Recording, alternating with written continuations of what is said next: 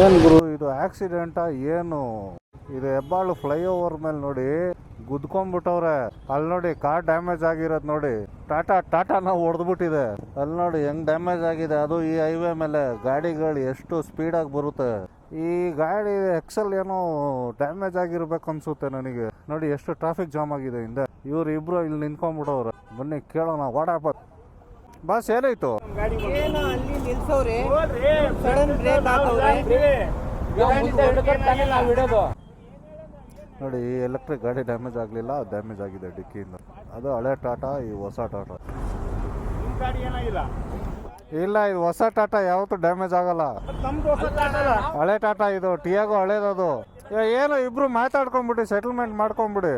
ಇಲ್ಲ ಬೆಸ್ಟ್ ಒಂದು ಕೆಲಸ ಮಾಡಿ ಸ್ಟೇಷನ್ಗೆ ಹೋಗ್ಬಿಟ್ಟು FIR ಹಾಕ್ಬಿಟ್ಟು ಇನ್ಶೂರೆನ್ಸ್ ಕ್ಲೈಮ್ ಮಾಡಿ ಅಷ್ಟೇ, ಬೇರೆ ಆಪ್ಷನ್ ಇಲ್ಲ. ಹೈವೇ ಮೇಲೆ ಅದು ಇಂಥ ಬ್ರಿಡ್ಜ್ ಮೇಲೆಲ್ಲ ಯಾವತ್ತಾದ್ರೂ ಈ ಥರ ಒಬ್ಬ ಬ್ರೇಕ್ ಹೊಡಿಯೋದ್ರೆ ಇನ್ನೊಬ್ಬನಿಗೆ ಹಿಂಸೆ ಬಂದೇ ಬರುತ್ತೆ.